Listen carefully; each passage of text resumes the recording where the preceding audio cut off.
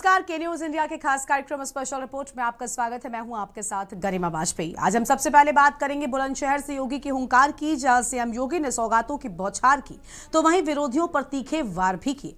और देहरादून में सीएम धामी के अग्निवीर संवाद में नौजवानों को सर्वोच्च प्राथमिकता देने संबंधी बड़े ऐलानों पर हमारी रिपोर्ट भी दिखाएंगे। साथ ही हम जंतर मंतर से सोनम वांगचुक को अनशन से उठाकर अस्पताल ले जाने को लेकर मचे घमासान की भी बात करेंगे। और चलते चलते बात उत्तराखंड में मचे सियासी घमासान की। अब रुक करते हैं खबरों की ओर विस्तार से।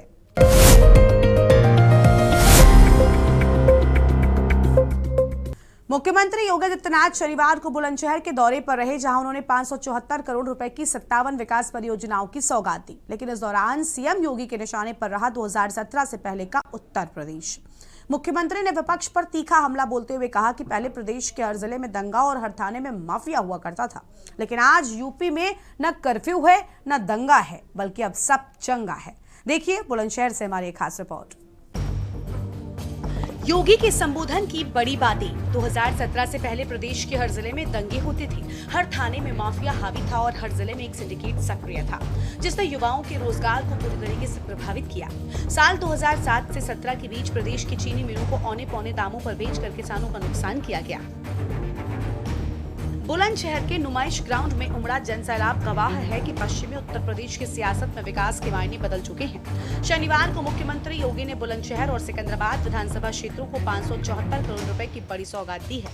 सीएम ने रिमोट का बटन दबाकर कुल 57 परियोजनाओं का शिलान्यास और लोकार्पण किया। लेकिन मंच से जब मुख्यमंत्री ने बोलना शुरू किया तो उन्होंने 17 से पहले के यूपी का वो दौर याद दिलाया, जिसे देखकर जनता के जहन में पुराना खौफ तैर गया।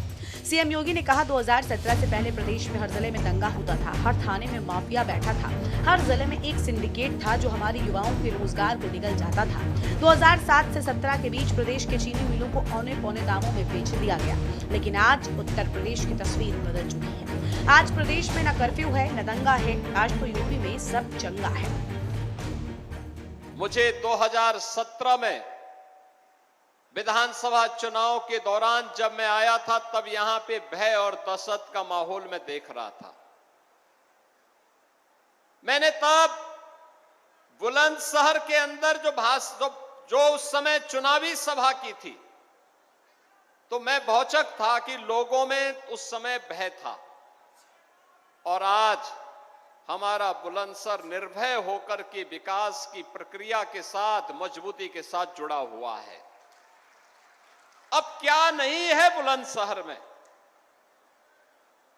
कितनी शानदार, यानी देश की सबसे बड़ी एक्सप्रेसवे गंगा एक्सप्रेसवे बुलंदशहर को लेकर के आगे बढ़ रही है।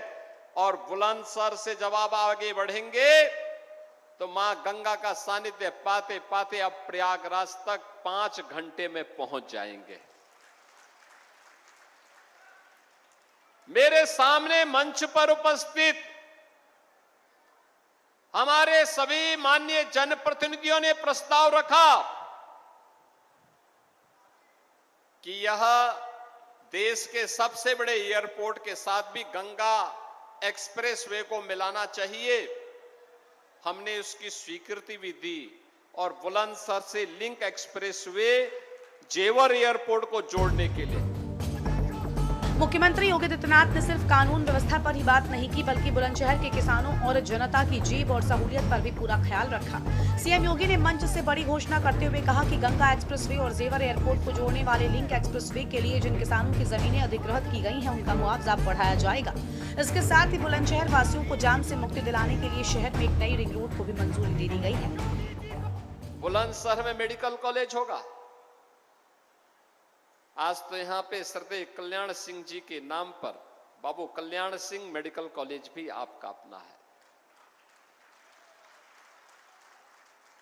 अब खुर्जा की क्रॉकरी ही नहीं और केवल यहां अन्नदाता किसानों के द्वारा उत्पादित गन्ना की मिठास ही नहीं, देखो गन्ना की मिठास चाय की चुस्की को एक नया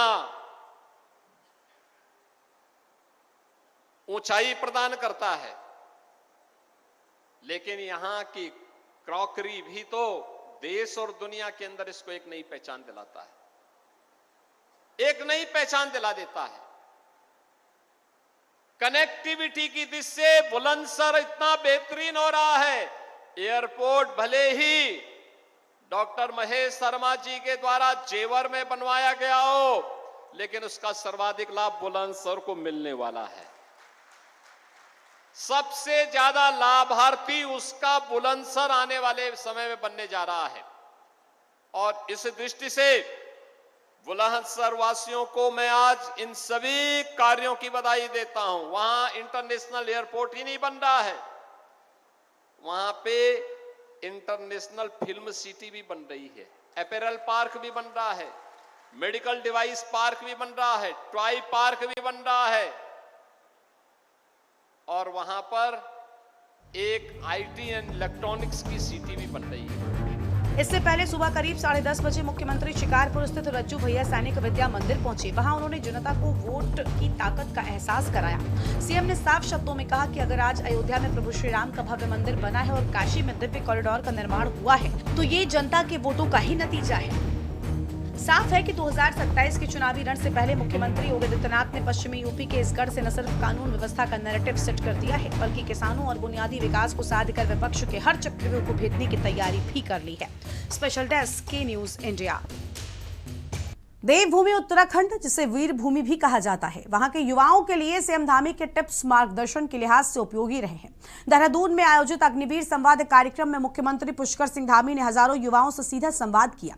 राष्ट्र सेवा से लेकर अग्निवीरों के पुनर्वास तक हर मुद्दे पर खुलकर बात हुई, लेकिन सबसे बड़ा आकर्षण रहा धामी सरकार का वो ऐतिहासिक फैसला जिसने उत्तराखंड के अग्निवीरों के भविष्य को पूरी तरीके से सुरक्षित कर दिया। क्या है ये पूरा मामला और कैसे अग्निवीरों को मिलेगा 10% क्षैतिज आरक्षण, देखिए हमारे इस स्पेशल रिपोर्ट में। अग्निवीर संवाद कार्यक्रम में धामी के ऐलान, वीर भूमि उत्तराखंड का बड़ा संकल्प, अग्निवीरों के लिए 10% क्षैतिज आरक्षण, सरकारी सेवाओं में मिलेगा सीधा लाभ, राष्ट्र सेवा के बाद सम्मानजनक रोजगार की गारंटी। राष्ट्र निर्माण का जज्बा, आंखों में देश सेवा का सपना और चेहरे पर गजब का उत्साह। देहरादून का ये नजारा गवाही दे रहा है कि उत्तराखंड का युवा देश की सीमाओं की रक्षा के लिए कितना बेताब है। अग्निवीर संवाद कार्यक्रम में पहुंचे मुख्यमंत्री धामी ने जब युवाओं के बीच कदम रखा तो पूरा हॉल तालियों की गड़गड़ाहट से गूंज उठा। मुख्यमंत्री ने यहां सिर्फ भाषण नहीं दिया, बल्कि युवाओं के उज्जवल भविष्य, उनके कौशल विकास और सेना से लौटने के बाद पुनर्वास से जुड़े हर विषय पर विस्तार से चर्चा की। सैनिक और उनके परिवारों का सम्मान धामी सरकार की सर्वोच्च प्राथमिकता रहा है। इसी संकल्प को आगे बढ़ाते हुए मुख्यमंत्री धामी ने ऐतिहासिक घोषणा को दोहराया। दरअसल राज्य सरकार ने तय किया कि 4 साल की देश सेवा के बाद लौटने वाले अग्निवीरों को उत्तराखंड की सरकारी नौकरियों में 10% क्षैतिज आरक्षण दिया जाएगा। उद्देश्य साफ है, सेना में मिला अनुशासन और कौशल उत्तराखंड के विकास पे काम आए। इस मौके पर सीएम धामी ने कहा कि उत्तराखंड वीरों की भूमि है, यहाँ का हर परिवार सेना से जुड़ा है। हमारे नौजवान अग्निवीर बनकर देश की सेवा करेंगे, उनके भविष्य की चिंता करना हमारी जिम्मेदारी है। कई घोषणाएं की है। देखिए, हमारा राज्य देवभूमि उत्तराखंड देवभूमि के साथ साथ वीर भूमि भी है और बड़ी संख्या में, चाहे पहला विश्व युद्ध हो, दूसरा विश्व युद्ध हो या देश के आज़ादी के बाद जितने भी युद्ध हुए, जितने ऑपरेशन हुए हों, भारत की सेना ने बड़ा पराक्रम दिखाया। हमारी सेना हमेशा शौर्य बलिदान इसमें हमेशा बढ़ चढ़कर भाग लिया और उसमें उत्तराखंड के जो हमारे वीर थे उनका बहुत बड़ा योगदान है। अब अग्निवीर योजना आई, अग्निवीर योजना में बड़ी संख्या में हमारे राज्य के युवा जा रहे हैं और सच में वो अग्निवीर जब लौट कर आएंगे तो उनको कहीं भटकना ना पड़े, परेशान ना होना पड़े। इसके लिए हमने पहले से ही जो है आरक्षण का प्रावधान यहाँ पर राज्य सरकार की तरफ से कर दिया है और हम प्रयास करेंगे कि अग्निवीर जहाँ सरकारी सेवाओं के साथ साथ स्वरोजगार को भी अपनाएं, आने के बाद अपने स्वरोजगार के साथ साथ दूसरे लोगों को भी रोजगार देने का काम उनके माध्यम से, जैसा अभी जनरल गुलाब सिंह रावत जी ने कहा कि वो केवल रोजगार खोजने वाले न बने बल्कि आने वाले समय में रोजगार देने वाले बने। उसमें हमारी सरकार यहाँ पर एक समर्पित रूप से अग्निवीरों को एक समर्पित सेल बनाएगी और उसमें अपने अग्निवीरों को जो है जिम्मेदारी भी दी जाएगी और हमारे साथ सारे लोग हमारे कटक विद्यार्थी लगातार जहाज यूथ फाउंडेशन के माध्यम से सब युवाओं को हमेशा प्रेरित करते हैं, प्रशिक्षण करते हैं, शिक्षण करते हैं, तो इन सबकी सेवाएं भी उसमें हम लोग लेते हैं, तो उनको किसी प्रकार की परेशानी नहीं होगी। साथ और जो होम स्टे इत्यादि हमारे चलते हैं, हमारी अन्य योजनाएं चलती हैं, सीमांत चलती हैं, उसमें हम अपने अतिथियों को और पूर्व सैनिकों को प्राथमिकता देंगे, क्योंकि इस राज्य का बहुत बड़ा योगदान देश की सेना के लिए है। हर 5वां सैनिक उत्तराखंड का होता है जो देश की सीमाओं पर, देश की सीमाओं की रक्षा करता है, और इसमें वीरभूमि है, देवभूमि के साथ साथ वीरभूमि भी है। और मैं स्वयं एक सैनिक का बेटा हूँ।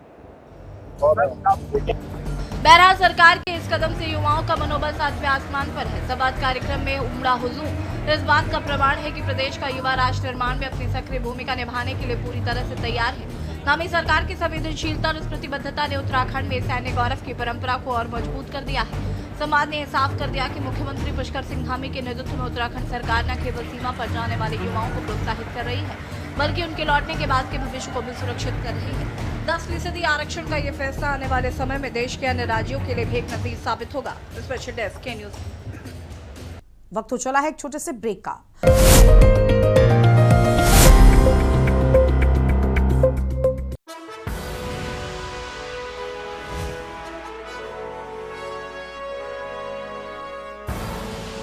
आप देख रहे हैं के न्यूज, खबरों का। शायद लोकतंत्र में सत्ता से सवाल पूछना कोई अपराध नहीं है, लेकिन हर नागरिक का संवैधानिक अधिकार है। आदर्श परंपरा की बात करें तो विरोध करना लोकतंत्र की आत्मा है, असहमति लोकतंत्र की ताकत है और कानून के दायरे में कार्रवाई करना सरकार और पुलिस की जिम्मेदारी। लेकिन सवाल तब खड़े होते हैं जब कार्रवाई तो खुलेआम होती है, मगर तस्वीरों पर पर्दा डाल दिया जाता है। जी हां, हम बात कर रहे हैं अनशन स्थल जंतर मंतर से सोनम वांगचुक को दिल्ली पुलिस द्वारा अस्पताल ले जाने की। लेकिन बड़ा सवाल कि आखिर कैमरों से बचने की कोशिश क्यों की गई, पुलिस को पर्दे की जरूरत आखिर क्यों पड़ी? देखिए खास रिपोर्ट। चादरों की ओट में लोकतंत्र क्यों? सोनम वांगचुक को पर्दे में क्यों ली गई पुलिस? क्या व्यवस्था कैमरों से डर गई? विरोध की आवाज पर पर्दा आखिर क्यों? तस्वीरों ने पूरे देश में खड़े किए सवाल। चादरों के पीछे छिपी ये तस्वीरें आज पूरे देश से सवाल पूछ रही हैं। सुबह सुबह दिल्ली से सामने आई इस तस्वीर ने सोशल मीडिया से लेकर राजनीतिक गलियारों तक बहस छेड़ दी। सोनम वांगचुक को दिल्ली पुलिस अस्पताल लेकर पहुंची, लेकिन इस दौरान जो हुआ उसने विवाद को गहरा कर दिया है। दिल्ली के जंतर मंतर पर पिछले 21 दिनों से आमरण अनशन पर सोनम वांगचुक को शनिवार को दिल्ली पुलिस ने वहां से हटाकर सफदरजंग अस्पताल में भर्ती कराया। पुलिस अचानक प्रदर्शन स्थल के मंच पर पहुंचती है और वहां मौजूद छात्रों को हटाने के दौरान कथित तौर पर धक्का मुक्की और मारपीट भी होने की बात सामने आई है। वांगचुक को चारों तरफ से बड़े बड़े सफेद चादरों से ढककर अंदर से बाहर ले जाया गया। तस्वीरें सामने आते ही सवालों की बौछार शुरू हो गई। आखिर ऐसी कौन सी मजबूरी थी कि एक नागरिक को इस तरह पर्दों की आड़ में ले जाया गया? क्या ये महज सुरक्षा का हिस्सा था या फिर कैमरों और जनता की नजरों से दूर रखने की कोशिश? ये तस्वीरें अब पूरे देश में नई बहस की बड़ी वजह बन गई हैं। सोनम वांगचुक को अस्पताल ले जाए जाने के बाद उनकी पत्नी गीतांजलि भी सफदरजंग अस्पताल पहुंची। उन्होंने सोशल मीडिया प्लेटफॉर्म एक्स पर पोस्ट कर कहा कि वो अस्पताल में मौजूद हैं और उनकी परिवार की तथा पिछले 20 दिनों से सोनम की सेहत की निगरानी कर रहे डॉक्टरों की सहमति के बिना उन्हें मुंह या नस के जरिए कोई दवा या अन्य चीज न दी जाए। This is as per the High Court order. No, the High Court order never was about hospitalization. High Court order ने बस इतना कहा है कि किसी भी इंडिविजुअल की हेल्थ बहुत इंपॉर्टेंट होती है और उसको रेगुलर इंटरवल पे मॉनिटर करना है। लेकिन हाई कोर्ट ऑर्डर ने ये नहीं कहा कि हॉस्पिटलाइज करना है, तो ये हाई कोर्ट ऑर्डर के हिसाब से नहीं है। ये नहीं हो रहा है। हाँ मैडम, आप अंदर गई हैं, क्या इलाज चल रहा है, क्या बता रहे हैं? नहीं, कुछ इलाज नहीं चल रहा, अभी जस्ट ऑब्जर्वेशन हो रही है और टेस्ट हो रहे हैं। हाँ। और वो भी हम बाहर की लैब से भी टेस्ट करवाने जा रहे हैं, क्योंकि जो हमने इनसे रिपोर्ट मांगी है नहीं दे रहे हैं। हाँ। तो इसकी और जो ये नंबर्स कह रहे हैं 2.9 हो गया पोटेशियम, वो कल 4.3 था, आज नहीं हो सकता, तो हम इसको क्रॉस चेक करना चाहते हैं दूसरी लैब से before we take any medication. Sonam Wangchuk को अस्पताल ले जाने के दौरान सामने आई इन तस्वीरों ने सियासी गलियारों में भी हलचल तेज कर दी है। पूरे घटनाक्रम को लेकर विपक्ष केंद्र सरकार और दिल्ली पुलिस की कार्रवाई पर सवाल उठा रहा है। विपक्षी नेताओं का कहना है कि लोकतंत्र में अपनी बात रखने वाले एक नागरिक के साथ इस तरह की कार्रवाई और उन्हें पर्दों की आड़ में ले जाना कई गंभीर सवाल खड़े करता है। विपक्ष पूछ रहा है कि अगर पूरी प्रक्रिया कानून के दायरे में थी तो फिर इतनी गोपनीयता की जरूरत भला क्यों पड़ी। प्रधानमंत्री नरेंद्र मोदी जी, देश के नौजवान आपसे एक छोटी सी चीज मांग रहे हैं कि हमारा जो एग्जाम होता है, इसमें जो चोरी होती है, जो पेपर लीक होते हैं, जो हमारे साथ धोखा होता है, उसको ईमानदारी से करा दो। और जो बेईमान शिक्षा मंत्री, जो नाकारा शिक्षा मंत्री आपने बिठा रखा है, उसको हटा दो। आप इन युवाओं की बात मानना तो दूर, इनसे बात करना पसंद नहीं कर रहे। आपके दिल में अपना अधिकार मांगने वाले लोग, अपना हक मांगने वाले इन बच्चों से, इन नौजवानों से आपके दिल में इतनी नफरत भरी पड़ी है कि आज आपने पुलिस भेज के इनके ऊपर डंडे बरसवा दिए, इनका अनशन तुड़वाने की कोशिश कर रहे हो। इनके नेता सोनम वांगचुक जी को आपकी पुलिस उठा के हॉस्पिटल ले गई। क्या कर रहे हो प्रधानमंत्री जी? हमने सुना है कि मुगलों के समय में ऐसा होता था कि मुगल तानाशाह, मुगल अत्याचारी किसी को अपनी बात तक बोलने नहीं देते थे, उसके ऊपर कोड़े बरसाते थे। हमने सुना है कि अंग्रेजों की पुलिस भी यही करती थी, डंडे बरसाती थी लोगों के ऊपर, बात नहीं करती थी लोगों से। आज मोदी जी, आप भी मुगलों से ज्यादा, अंग्रेजों से ज्यादा अपने नौजवानों पर अत्याचार कर रहे हो, उसकी आवाज नहीं सुन रहे, उनकी बात नहीं सुन रहे। शर्म आनी चाहिए आपको। भाई, पूरे देश में आज भयंकर आक्रोश है छात्रों को लेकर, और छात्र, हर घर में कोई ना कोई छात्र छात्रा है, और कहीं ना कहीं जवाबदेही सरकार उससे बच रही है। और आज जो उन्होंने वांगचुक जी को उठाया, ज़बरदस्ती उठाया है, वो सरकार का बहुत कायराना कदम है और एक व्यक्ति के अनशन से डर कर कदम उठाया। हम लोग चाहते हैं कि नौजवान और छात्रों के साथ न्याय हो। लगातार पेपर लीक हुए, सैकड़ों बच्चों ने अपनी आत्महत्या करी है, जान ली है। इससे बड़ा दुख हमारे लिए क्या हो सकता है? सोनम वांगचुक जी को उठाकर लेके गई पुलिस और क्या कर सकते हैं? पुलिस तो सरकार की गुलाम है। सरकार 20 दिन तक सोई रही, उनका पूरी बॉडी जो है, उनके ऑर्गन फेल हो गए। कोई बात उनकी जो रखी थी सोनम वांगचुक जी ने, उसका चर्चा नहीं हो गई। अगर इतनी उनकी प्राण की आपको अहमियत थी तो आप बात करनी चाहिए थी, कुछ बातें माननी चाहिए थी। लेकिन आपने उठाकर उनको अस्पताल में भर्ती कर दिया। ये एक प्रकार से जोर जबरदस्ती और तानाशाही है। सोनम वांगचुक जी को उठाकर लेके गई पुलिस और क्या कर सकती है? पुलिस तो सरकार की गुलाम है। लोकतंत्र की सबसे बड़ी ताकत उसकी पारदर्शिता होती है और लोकतंत्र में हर सरकारी कार्रवाई जनता के सवालों के दायरे में होती है। सोनम वांगचुक को अस्पताल ले जाना कानून और प्रशासनिक प्रक्रिया का हिस्सा हो सकता है, लेकिन उन्हें पर्दों और चादरों से ढककर ले जाने की तस्वीरों ने कई सारे सवाल खड़े कर दिए हैं। ये केवल सुरक्षा व्यवस्था थी या फिर अनावश्यक गोपनीयता? क्या ऐसे दृश्य लोकतंत्र में भरोसा बढ़ाते हैं या संदेह पैदा करते हैं? इन सवालों के जवाब एजेंसियों को और सरकारों को जरूर देने होंगे, क्योंकि लोकतंत्र में सिर्फ फैसले ही नहीं, उनका तरीका भी महत्वपूर्ण होता है। और इन तस्वीरों ने ये साफ कर दिया है कि ये पर्दा सिर्फ इन घटनाक्रम पर नहीं बल्कि लोकतंत्र पर है। ब्यूरो रिपोर्ट, के न्यूज इंडिया। उत्तराखंड में विधानसभा चुनाव नजदीक आते ही सियासी सरगर्मी तेज हो गई है। यही कारण है कि चुनावी वर्ष होने के कारण राजनीतिक दलों के शीर्ष नेताओं के प्रदेश दौरे भी लगातार हो रहे हैं, लेकिन अब तक भाजपा के तमाम केंद्रीय नेताओं ने आकर कमान संभालने का काम किया है। वहीं कांग्रेस भी पीछे हटती नजर नहीं आ रही है। प्रदेश प्रभारी के लगातार दौरे के बाद राष्ट्रीय महासचिव वेणुगोपाल और शुक्रवार को लोकसभा में नेता प्रतिपक्ष और कांग्रेस नेता राहुल गांधी देहरादून पहुंचे। उनके इस दौरे ने संगठन को धार देने का काम किया। ये रिपोर्ट देखिए। राहुल के कार्यक्रम के दौरान अभ्यर्थियों ने पेपर लीक का दर्द साझा किया। नीट पेपर लीक के बाद आत्महत्या करने वाली देहरादून की रिया थापा के पिता मंच पर भावुक होते दिखाई दिए, जिसके चलते राहुल गांधी ने उन्हें ढांढस बंधाया और पीड़ित परिवार के प्रति संवेदना जताई। छात्रों ने भी परीक्षा प्रणाली में पारदर्शिता और पेपर लीक पर सख्त कार्रवाई की मांग रखी। युवाओं का कहना था कि डिग्री के बाद भी रोजगार नहीं मिल रहा है।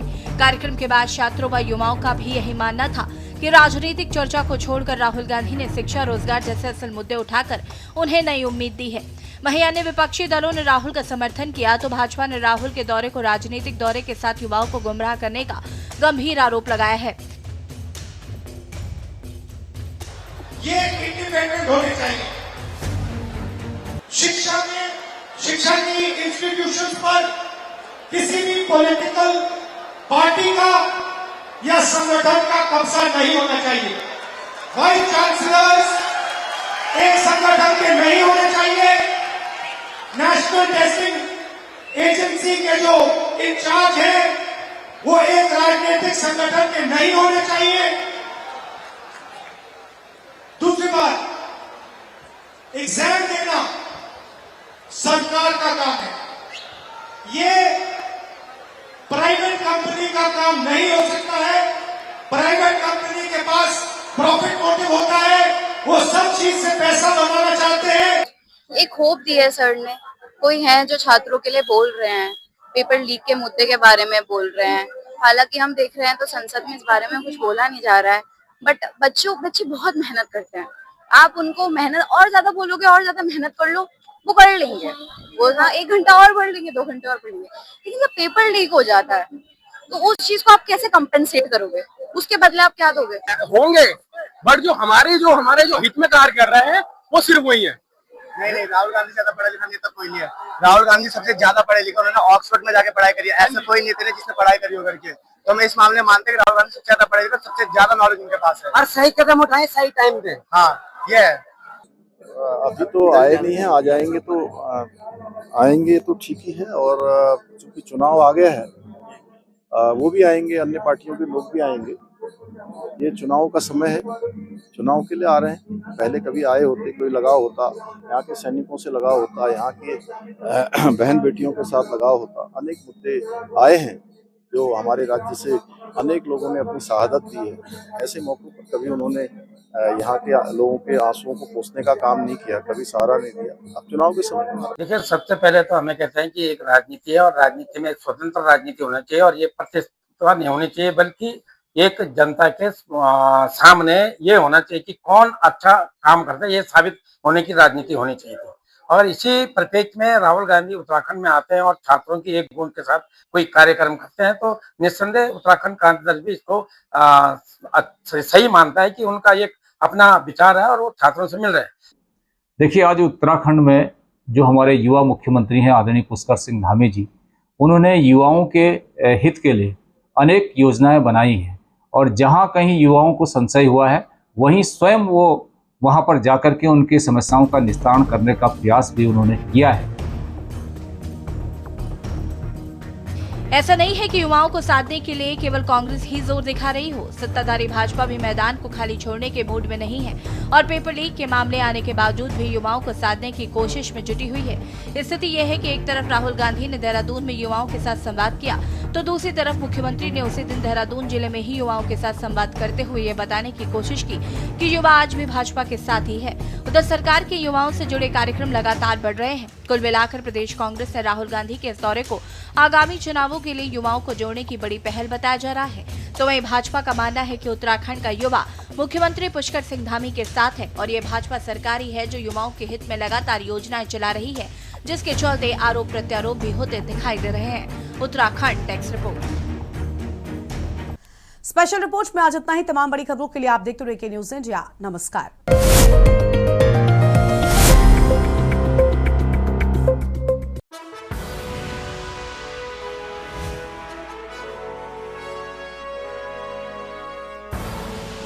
आप देख रहे हैं के न्यूज़, खबरों का